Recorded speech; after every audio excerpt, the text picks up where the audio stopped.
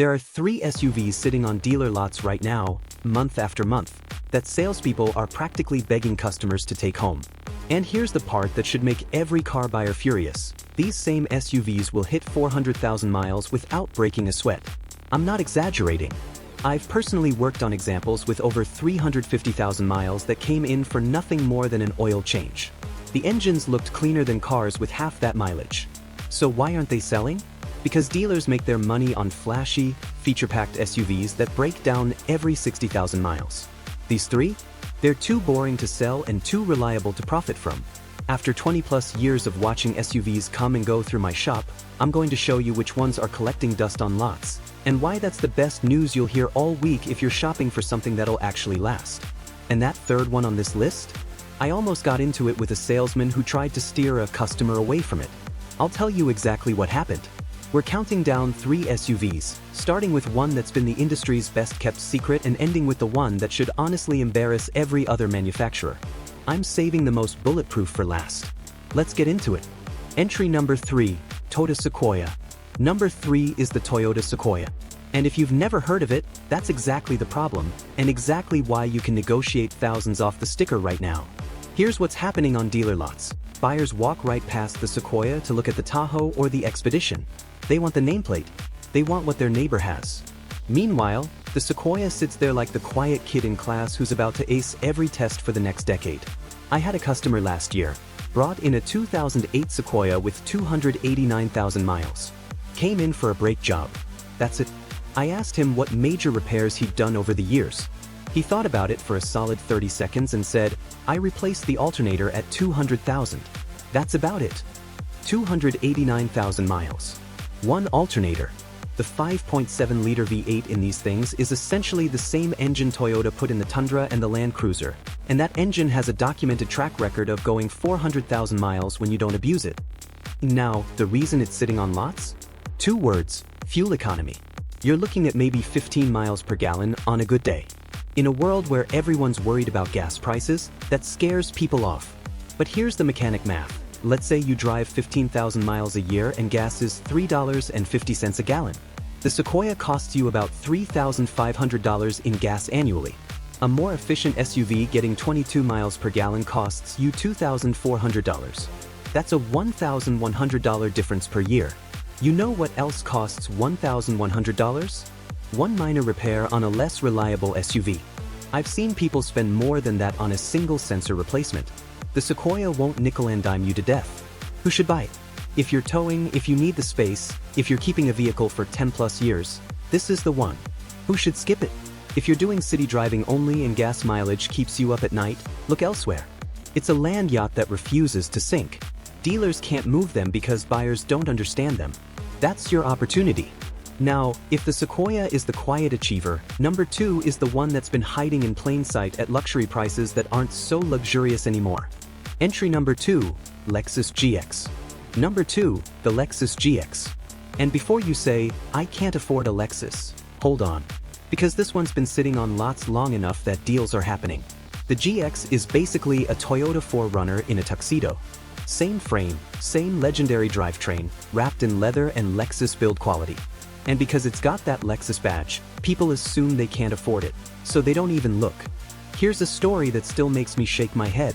A customer came in, looking at a 3-year-old GX 460 with 45,000 miles. The dealer was asking $42,000, which sounds like a lot until you realize a new sticker at $65,000 or more. That's $23,000 in depreciation for a vehicle that hadn't even hit its stride yet. I told him, "Buy it. You'll drive it to 250,000 miles and sell it for $15,000. He listened. Last I heard, he's at 180,000 and the only repair has been a water pump. The 4.6-liter V8 in the GX 460 is part of Toyota's UR engine family, same bloodline as the engines in the Land Cruiser and the Tundra. These engines are overbuilt. Toyota engineers them to survive conditions most Americans will never put them through. The dollar damage if something does go wrong? A timing chain job, which these rarely need before 200,000 miles, runs about $2,500 to $3,500. That sounds like a lot until you compare it to the $6,000 to $8,000 timing chain jobs I see on German SUVs at half the mileage. And here's the kicker, the GX holds its value better than almost any SUV on the market. You're not losing money owning one, you're storing it. Who should buy it? If you want 4Runner capability with Lexus comfort, if you're buying used and want something that depreciates slowly, if you value body-on-frame durability, the GX is your answer. Who should skip it? If you need maximum cargo space, the GX is smaller than you'd think. Or, if you want cutting-edge tech, the infotainment is famously dated.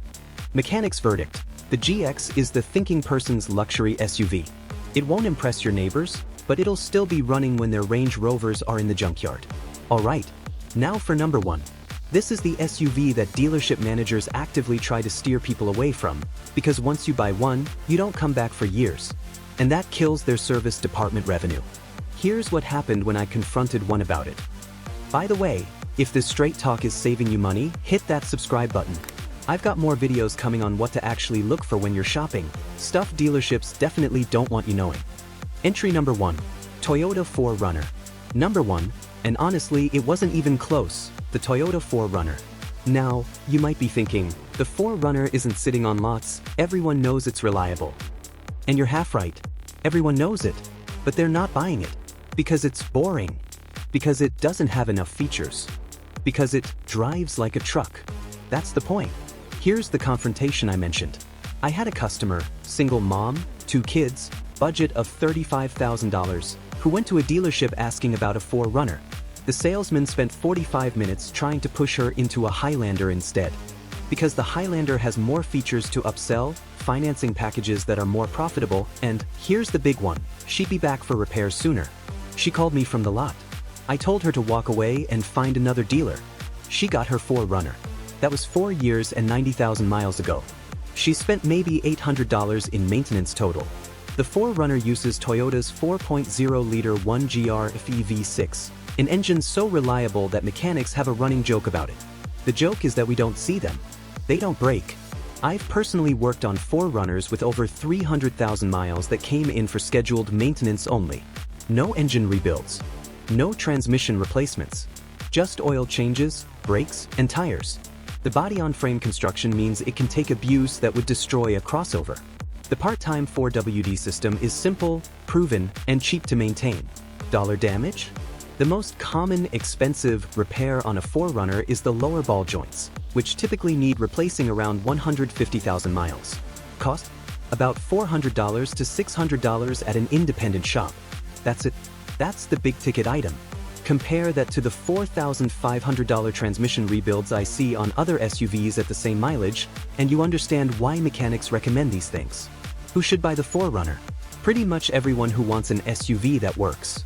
If you're keeping it long-term, if you want off-road capability you'll probably never use but like knowing you have, if you want something your kids will inherit, this is it. Who should skip it? If you prioritize fuel efficiency above all else, you're looking at 17 miles per gallon combined. If you need the smoothest highway ride, or if you want the newest tech, the 4Runner isn't trying to be that. Mechanics verdict. The 4Runner is the closest thing to a sure bet in the automotive world. It's not exciting. It doesn't win comparison tests based on features. But it'll be running perfectly when everything else in its class is in the salvage yard.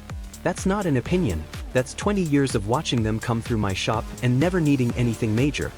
So there you have it.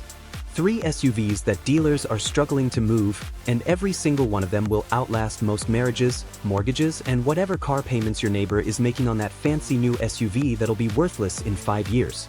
The Sequoia, the GX, and the 4Runner. If you want something that starts every single morning, that doesn't nickel and dime you at the repair shop, and that you can actually hand down to your kids, these are your options. You now know more about long-term reliability than 90% of people walking onto a dealer lot this weekend. Use that knowledge. Now, if you want to know about the SUVs you should absolutely avoid, the ones I won't touch because the repair bills make grown men cry, I made a whole video on that. It's right here. Watch it before you sign anything. That's 20 years of experience talking. Subscribe if this helps. I'll keep giving you what the dealerships won't. Take care of your car and it will take care of you. Take it or leave it. I'll see you in the next one.